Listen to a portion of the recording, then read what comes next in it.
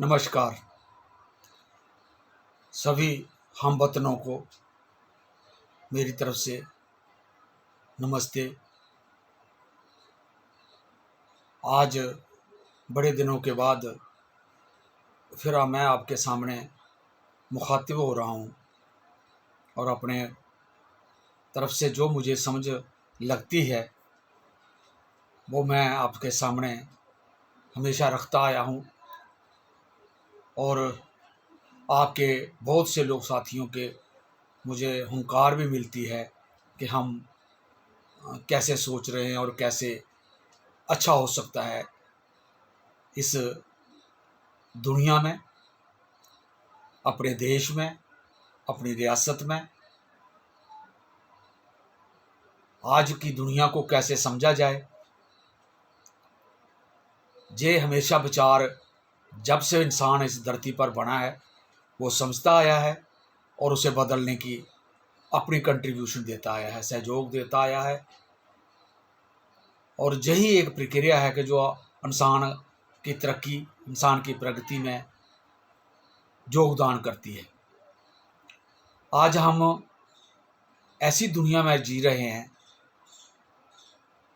जहां कहने को तो लोकतंत्र की व्यवस्था आम है, कहने को कि हर देश इस लोकतांत्रिक व्यवस्था को लेकर चल रहा है, व्यवस्था में चल रहा है और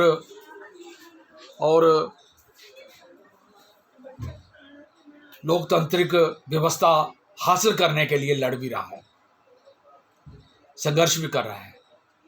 लेकिन अपनी समझ ये बन रही है कि जब से ये दुनिया कारपोरेट व्यवस्था के हाथ में आ चुकी है, जिसने अंतर्राष्ट्रीय सारे अदारे अपने हाथ में ले लिए हैं, आज यूएनओ तक भी अपंगु लग रही है और दुनिया में तानाशाही का रुझान, व्यवहार और मानसिकता आज 70% से ज़्यादा ऊपर चल गई है। देशों में, बहुत से अलग अलग देशों में तानाशाही का व्यवहार ज़्यादा हो रहा है। और पिछले 2 साल से यूक्रेन और रूस की जंग लगी हुई है, तमाशा देखा जा रहा है। फिलिस्तीन और इजराइल में भी युद्ध कोई अंत होने का कोई नाम नहीं ले रहा है। और भारत के अंदर भी पिछले 10 साल से तानाशाही के तमाम किस्म के अदारे कब्जे में ले लिए हैं तानाशाही ने। अभी अभी हमारे पड़ोसी देशों में चुनाव हुए, एक देश में तो अपोजिशन ने हिस्सा ही नहीं लिया, सरकार बन गई। दूसरे देश में अपोजिशन को बंद कर दिया गया और लोगों का जहां पर सराहना करना पड़ेगी कि लोगों ने तानाशाही को नकारा और जो इस वक्त उनके मुताबिक उनका नेता विक्टिम था, जेल में था, उसकी पार्टी को बैन कर दिया गया, चुनाव निशान बैन कर दिया गया। लेकिन जनता ने उसका जवाब ऐसा दिया कि उन पार्टियों को दाने चबा दिए जो एक किस्म की तानाशाही लेके आ रहे हैं। भारत के अंदर भी बड़ी जल्दी चुनाव आने वाले हैं। पिछले 10 सालों में हमने जो रिवाज देखा कि दूसरी पार्टियों को तोड़ तोड़ कर, डरा कर ईडी से कैसे लोकतांत्रिक व्यवस्था को कुंद किया जा रहा है और जो बोलना चाह रहा है उसको बंद कर दिया जा रहा है, ये हमारे देश में भी हो रहा है। अभी बड़ी ताजा हमने चुनाव की एक ऐसी मिसाल देखी चंडीगढ़ में शर्म आ जाती है बात करते भी, और सुप्रीम कोर्ट ने भी उसको अच्छे तरीके से नोटिस में लिया। लेकिन इतना मजाक हो गया है कि 26 आदमी या 40 आदमी या 30 आदमी वोट डाले और उसमें भी अपने आदमी को जिताने के लिए इतनी धांधली हो, ये हद हो गई है। चुनाव प्रक्रिया में जब आज की लोकतांत्रिक मूल्यों को इतना भ्रष्ट कर दिया है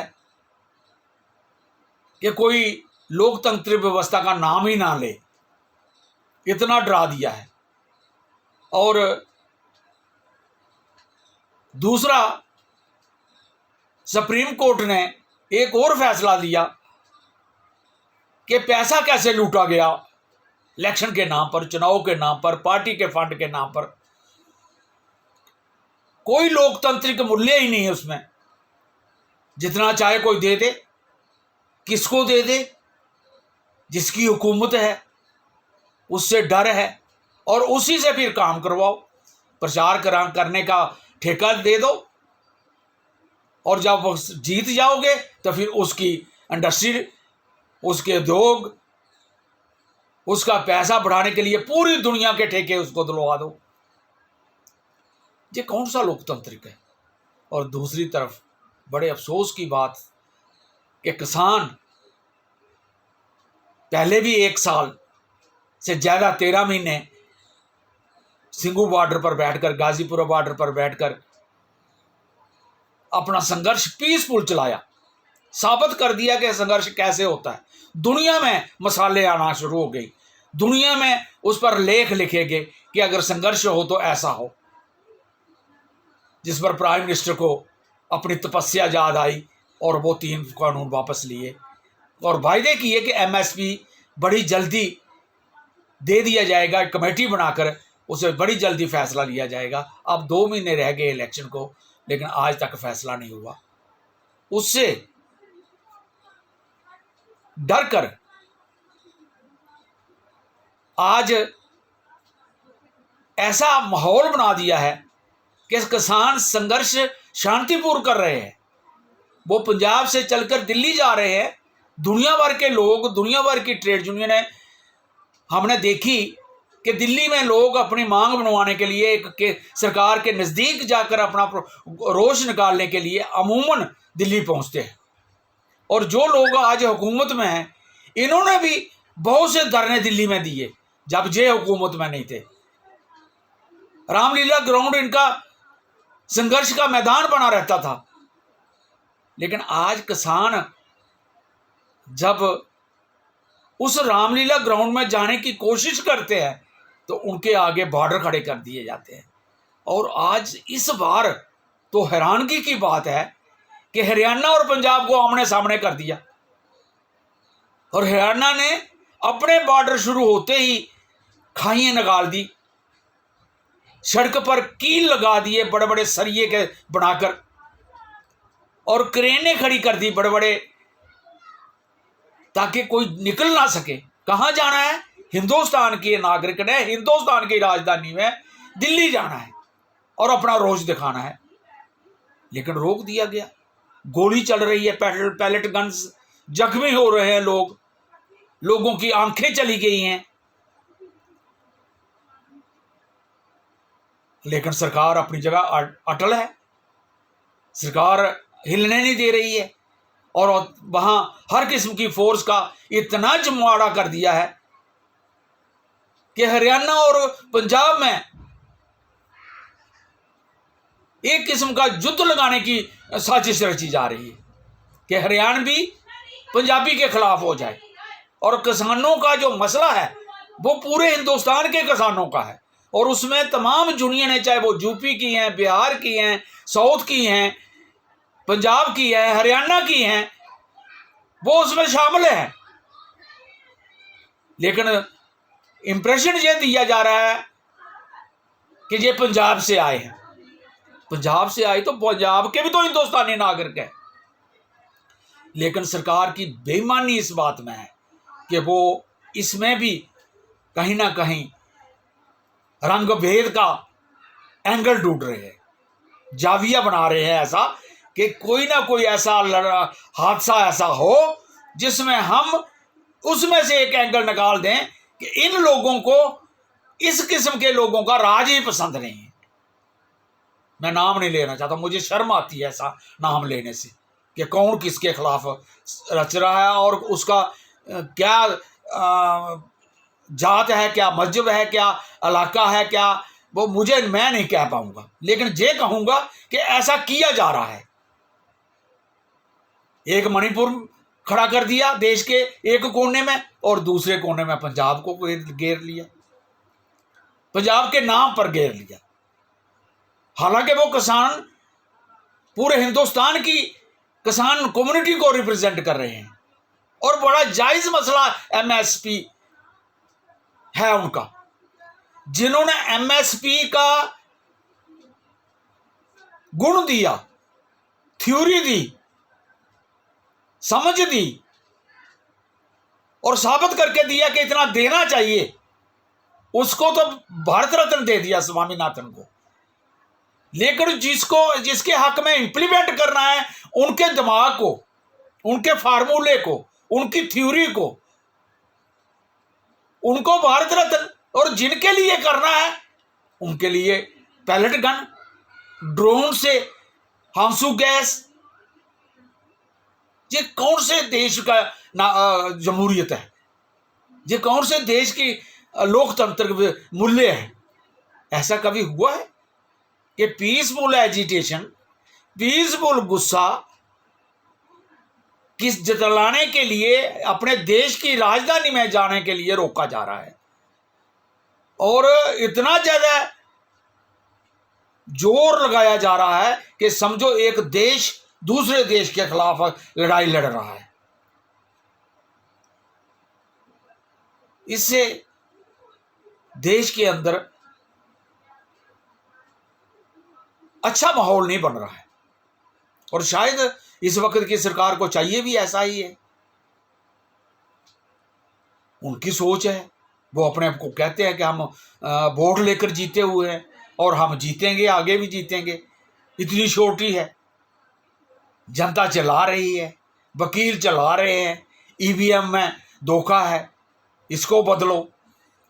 सुप्रीम कोर्ट का फैसला आ रहा है कि पैसे का खेल बंद करो। चंडीगढ़ में लूटा जा रहा है, मेयर की पोस्ट के लिए इतना ज्यादा नीचे चला जा रहा है चरित्र, ये लोग हैरान हैं, दुनिया हैरान है। इसका मतलब कि जो कारपोरेट व्यवस्था है वो इतनी करप्ट है, उनका एक ही मकसद होता है दुनिया में, प्रॉफिट मैक्सिमाइजेशन, प्रॉफिट मैक्सिमाइजेशन, ज्यादा से ज्यादा मुनाफा कमाना और जनता को गरीब करना ताकि सस्ती से सस्ती लेबर मिले। और हमारी हुकूमत उस थ्योरी पर चल रही है।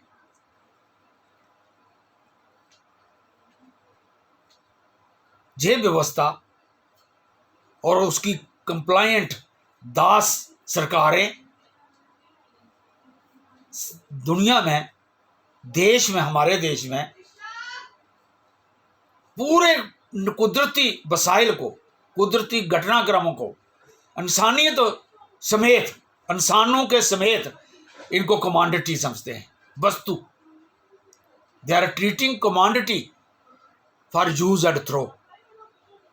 वो इसे वस्तु समझकर, इंसान को भी वस्तु समझकर इस्तेमाल करके फेंक देने वाली चीज समझ रहे हैं और उसमें प्रॉफिट कमाने की, ज्यादा से ज्यादा प्रॉफिट कमाने का रास्ते निकाल रहे हैं। क्यों ना अगर हम बार बार भारतीय संस्कृति का डंडोरा पीट रहे हैं, दुनिया का विश्व गुरु बनने जा रहे हैं और दुश्मन दुनिया का विश्व गुरु कहते हैं अपने आप को कि हमारी सभ्यता, हमारे वेद, हमारे प्राण, हमारे राजे, हमारे राम, सब जो है वो दुनिया को रास्ता दिखा रहे हैं, तो हमारे में तो ये कहा गया था, उत्तम खेती मध्यम व्यापार, निखिद्ध नौकरी भिख द्वार। हमारे देश की सभ्यता तो खेती थी जो दुनिया को अनाज देती है। दुनिया को जीने का स्रोत देती है। हम क्यों ना दुनिया में खेती के अलंबरदार बन जाएं। हम ठेका ले लें, दुनिया की रोटी हम पैदा करेंगे। आपने जो टेक्नोलॉजिकल जो चीजें बनानी हैं, आप उस रास्ते पर चलो, रोबोट के रास्ते पर, हम अपने रास्ते पर चलेंगे कि खेती ही हमारी उत्तम है। क्यों ना हमारा हिंदुस्तानी जमीन से इतना प्यार करता है, उसे जमीन को चूमता है वो हर काम से पहले। अगर जंग लड़ता है तो तब भी जमीन को चूम कर, मिट्टी को चूम कर वो हमला करता है। तो उस मिट्टी को जो प्यार करने वाली दुनिया है, जो हमारे नागरिक अगर मिट्टी को प्यार करते हैं, तो उनको जमीन के साथ ही जुड़े रहने के लिए एडवांस करो। जितनी टेक्नोलॉजी आती है वो इस किस्म की आए कि हम दुनिया में नंबर 1 जमीन के, और वो भी जमीन की जो हम फसल पैदा करें वो वायु पैदा हो, खाने के काबिल हो। और तब दुनिया को पता चलेगा कि जे दुनिया को कोई नई चीज जो दे रहे हैं, इससे ही हम जिंदा रह सकेंगे, इसी से जानवर जिंदा रह सकेंगे, इसी से पशु पक्षी जिंदा रह सकें, और इसी से इंसानियत जिंदा रह सकेगी। जरूरी है हमने एटम चलाना है किसी पर? जरूरी है कि हमने न्यूक्लियर बम चलाना है? आज की दुनिया में टू कंकर द अदर जे खत्म हो चुकी है। आज दुनिया को एक दूसरे को गुलाम बनाने की प्रवृत्ति खत्म हो चुकी है, जीतने की प्रवृत्ति खत्म हो चुकी है। आज इंटरडिपेंडेंट वर्ल्ड है, अंतर्निर्भर दुनिया है, और हर मुल्क एक दूसरे से जुड़ चुका है। आज तो प्राइम मिनिस्टर भी तो कहते हैं हमारा one earth, one family, one future. अगर हमारी अर्थ एक है तो पंजाब वाली अलग कैसे कर दिया आपने? फिर हरियाणा वाले खड़े क्यों कर दिए सामने, आमने सामने? सिर्फ सीटें जीतने के लिए इतना लालच, इतनी खुदगर्जी। कुर्सी के बगैर नहीं रहा जा सकता। इसलिए आज ये जनता को समझना पड़ेगा कि दुनिया आज इंटरडिपेंडेंट है, अंतर्निर्भर है, और इस दुनिया को सारी को बचाना पड़ेगा। आज कोरोना आया तो अकेले देश में नहीं आया। आज बाजू में प्रदूषण हो चुका है, क्लाइमेट चेंज हो चुकी है, ग्लोबल वार्मिंग हो चुकी है। अगर तो वो एक देश को नुकसान नहीं पहुंचाएगी।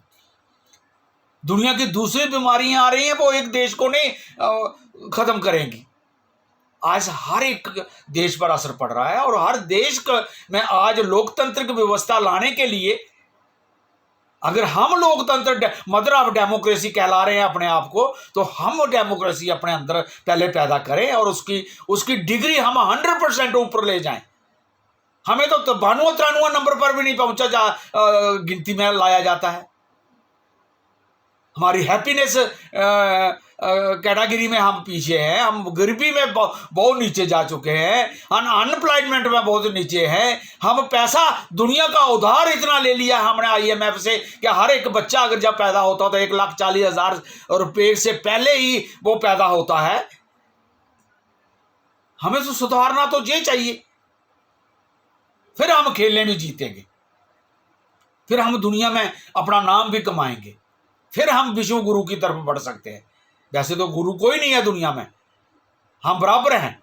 आप यूएनओ में हमारी डिमांड होनी चाहिए 1 nation 1 vote, abolish the veto power. क्यों दूसरा एक हेड बन जाए? किसने दी उनको ठेकेदारी? आज बराबर का अधिकार होना चाहिए। छोटा कंट्री है, चाहे लाख की आबादी हो, चाहे करोड़ों की आबादी हो, अरब की आबादी हो।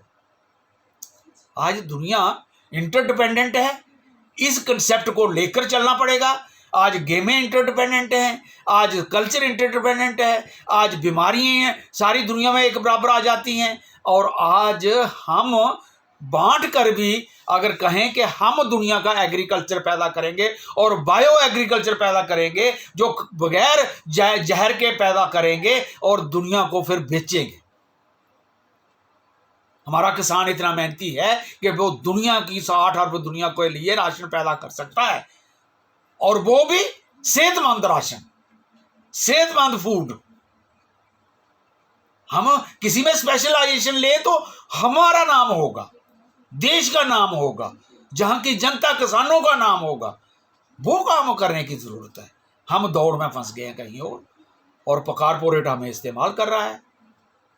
इसलिए हमें कारपोरेट इस लालच की बाहर निकलना चाहिए और किसानों के डिमांडों को फौरी मानना चाहिए और मानकर उनके साथ बातचीत करके उनको बाइज्जत,